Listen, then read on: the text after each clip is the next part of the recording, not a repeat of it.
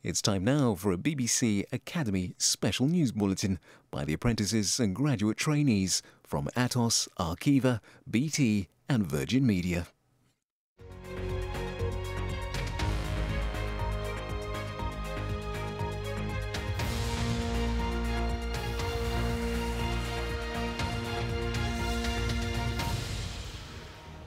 Hello and welcome to a special BBC Academy's Open Newsroom programme with Ryan Young and Amber Holbrook.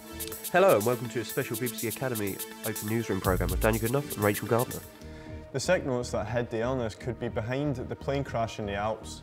Politicians don't care about young voters. 17% of technology firms employ no female engineers and it's getting worse. 4K, the next generation of TV? That's coming up on the BBC Academy's special Open Newsroom programme. Last night saw the first televised interviews before this year's election. There was an alarming lack of young viewers. Only 50% of 18s to 24s voted in the last general election. Arnold Ality reports. I was in the town centre speaking to 16 to 24-year-olds about politics and how politicians don't care about young voters. At the last election, there was an alarmingly low turnout of young voters, with less than 50% of young voters using their vote. The lack of young people getting involved during the build-up to the general election is deeply concerning. We've been out and about hearing from young voters first-hand on why they're just not interested. Let's hear what they had to say. As a young voter, I would like to see politicians using social media more to help us understand what their policies are. A new rail link between Manchester Piccadilly and Liverpool Victoria called Orsdale Cord was approved by Secretary of State for Transport Patrick McLaughlin. The scheme will cost £85 million and is expected to be completed by 2017. The plan has been criticised by residents whose homes are at risk of compulsory purchase and demolition, as well as by English heritage. Forecasts predict that the sales of 4K TV sets are set to rise by a staggering 500% this year. So what is 4K? Joining Drew Shaw, a technology expert from BBC Research and Development. What is 4K? Well, it's basically 4 times the resolution regular HD, which means 4 times as many pixels on the screen. It also has twice the frame rate of standard definition with 50 frames per second. So is this going to catch on, or is it just another flash in the pan? In an earlier interview with a leading UK expert in 4K technology, it was suggested that he believes with the lack of readily available material being broadcast for 4K TVs, it may be worth holding off for now. With GCSE results now less than 7 days away, it means that thousands of young people are now weighing up their options on where to go next. We've been speaking to students and industry professionals to find out why students may now be turning to apprenticeships over the more traditional A-levels. Alan Charman reports. According to government studies, the number of intermediate apprenticeship starts has doubled since 2002, while the number of advanced level apprenticeships has tripled. From August 1st, 2015, all intermediate level apprentices will require a grade C or above in English and Maths to start their course, making apprenticeships more academically based when compared to traditional vocational courses.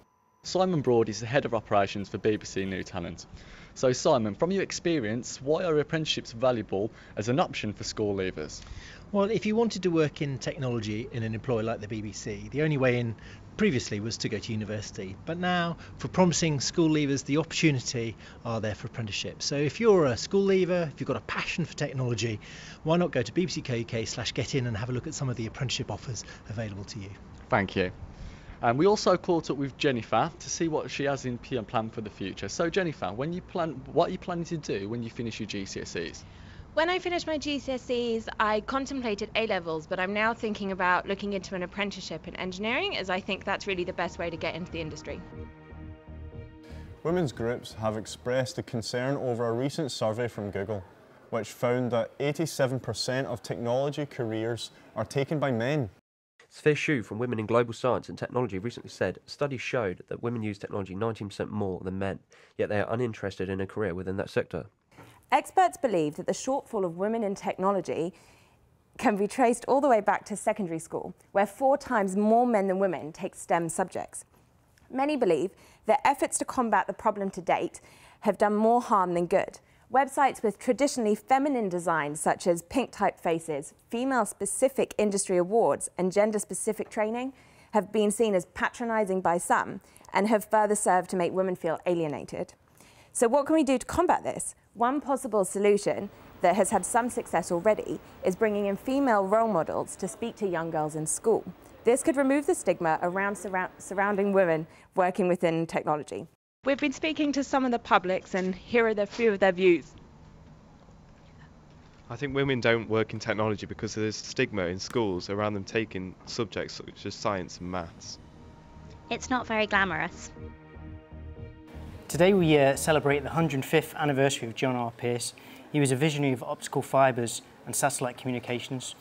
John was born on the 27th of March 1910 in Iowa, USA. He is most famously known for helping to develop the earliest satellites such as Echo and Telstar. He started thinking about the idea of satellites 3 years before Russia sent the first man to space. He thought about using this platform as a relay device for communications. Thanks to John's efforts and discoveries, when humans eventually land on Mars, and when Mars One hopefully manages to get off the ground, they will also have access to news and events from around the globe. For now, Mars still remains free of social media. Happy birthday, John. Emma Tarlin, reporting for BBC Academy. Sport now, and here's Andy Ware.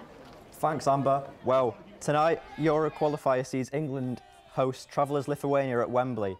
England will be looking for a win to help boost their campaign, while Lithuania will be hoping for a return from form after losses against Slovenia and Switzerland. The big news in the England camp is whether or not young talent Harry Kane will feature for his first senior start.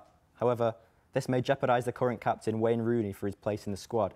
So, you know, Harry's had a great season so far with Spurs. You know, he's off the back of a free hat-trick against Leicester. He scored 19 goals this season. He's a bit of a complete forward. You know, he can pass, he can dribble, he can link up the play, and that's what we're looking for in this England side. And that's why Roy's called him up. A Category 2 tornado struck Oklahoma Wednesday evening, causing one fatality and injuring dozens.